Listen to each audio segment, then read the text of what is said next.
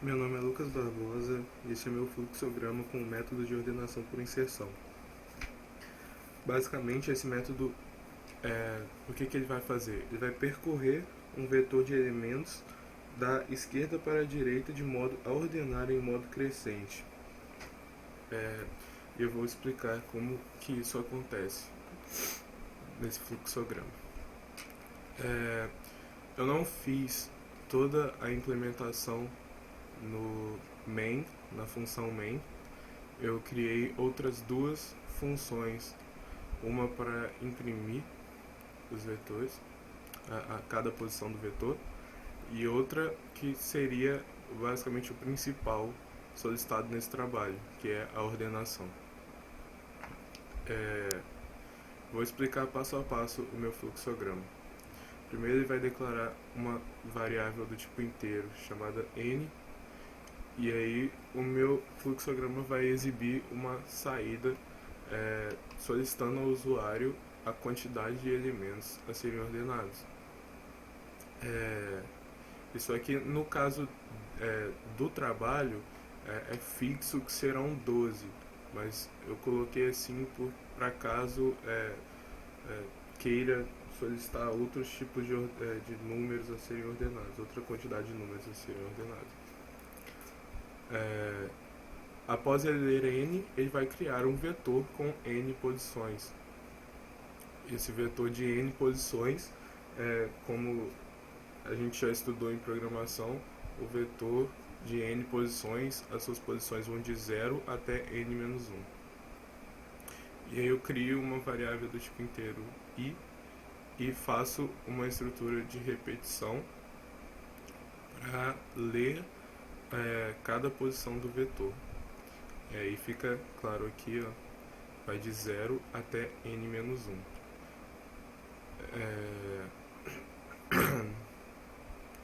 E aí de 0 até n-1 ele vai ler todas as posições do vetor. E aí logo depois de ler eu coloquei uma saída para imprimir o vetor sendo não ordenado. E aí eu coloquei essa função imprimir aqui, que eu vou explicar agora. Essa função imprimir, o que ela está fazendo? Ela também está fazendo uma estrutura, um comando de repetição, outro é um para também, que vai de 0 até o tamanho do vetor menos 1.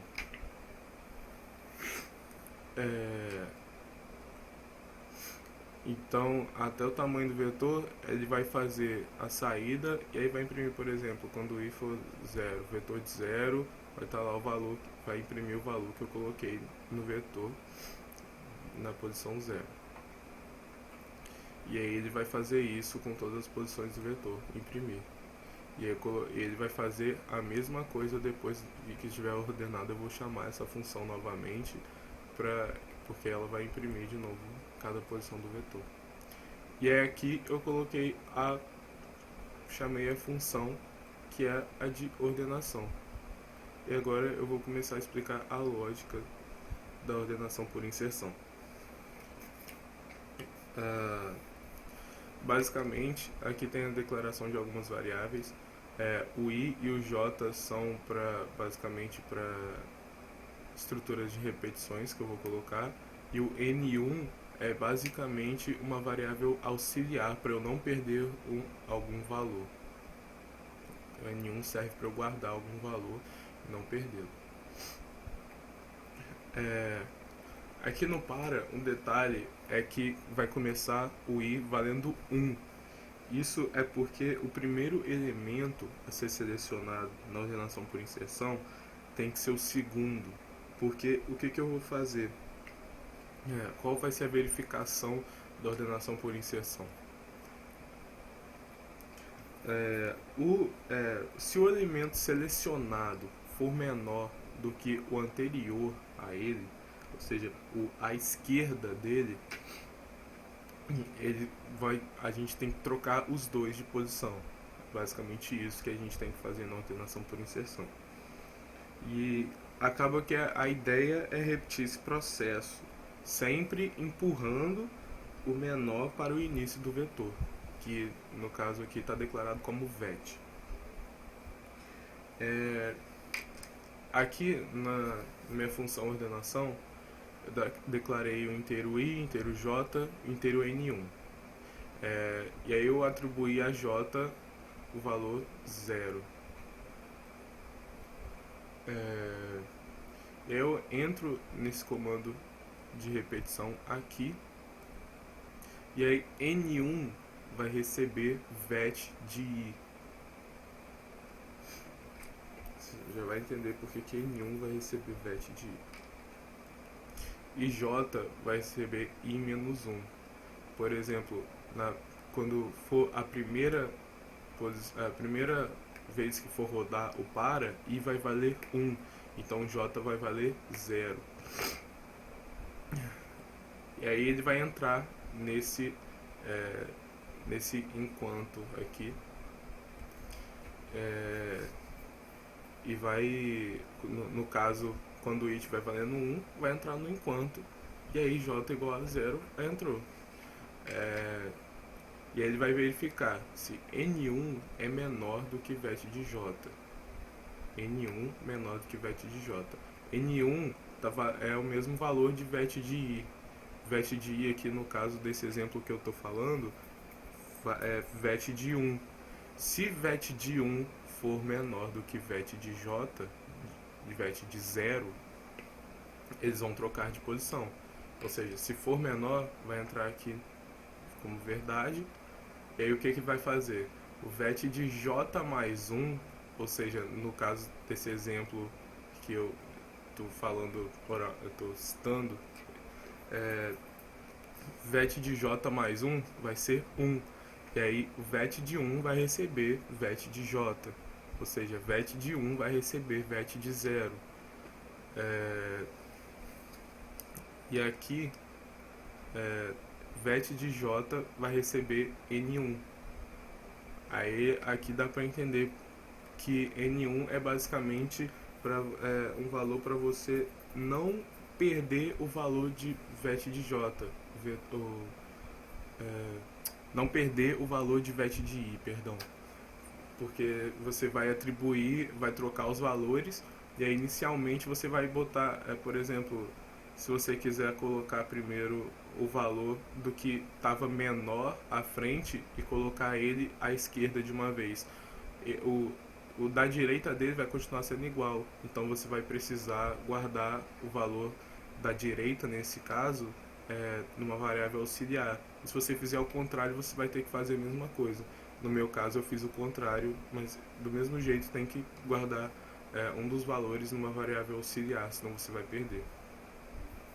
E aí j é decrementado, faço valer j menos 1. Por que j vai sempre ir diminuindo? Para você continuar fazendo essa verificação do enquanto. E aí no exemplo que eu dei de j inicial vale 0, aqui ele já não vai entrar aqui e já teria acabado a ordenação. Entendeu? Basicamente é essa minha função da ordenação por inserção.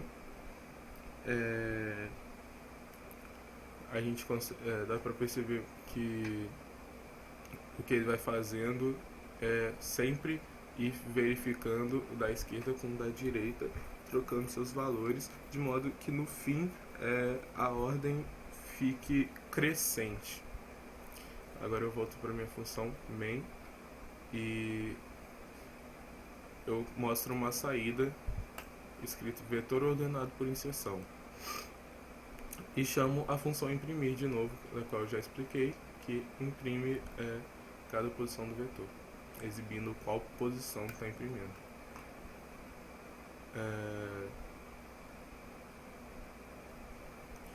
E aí acaba o fluxograma. Agora eu vou rodar o fluxograma com os valores que está lá na tabela para mim. Aqui ele pede, o programa solicita a quantidade de elementos a serem ordenados, são 12. E aqui, como dá pra ver aqui, ele já está no input vet de i, né, nessa estrutura de repetição. ele vai ficar lendo e vai ler as 12 posições do vetor, que no meu caso são 56, 53, 58, 92, 45, 58, 72, 52, 27, 93, 22 e 30. E aqui, quando eu der Enter, ele já vai fazer tudo. Ele já vai chamar, já vai exibir uma saída escrito vetor não ordenado, vai chamar a função imprimir, e aí vai me mostrar a posição desse vetor não ordenado, o valor de cada posição, e aí em seguida ele vai chamar a função ordenação e vai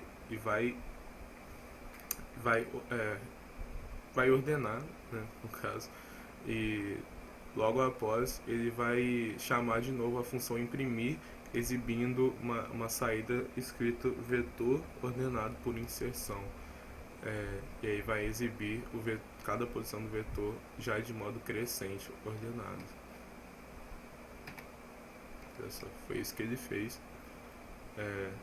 Aqui dá para ter uma visualização. Olha, no começo ele imprime o valor dele não ordenado, VET de 0, 56, VET 1, 53, VET 2, 58, VET 3, 92, VET de 4, 45, VET de 5, 58, VET de 6, 72, VET de 7, 52, VET de 8, 27, VET de 9, 93, VET de 10, 22, VET de 11, 30.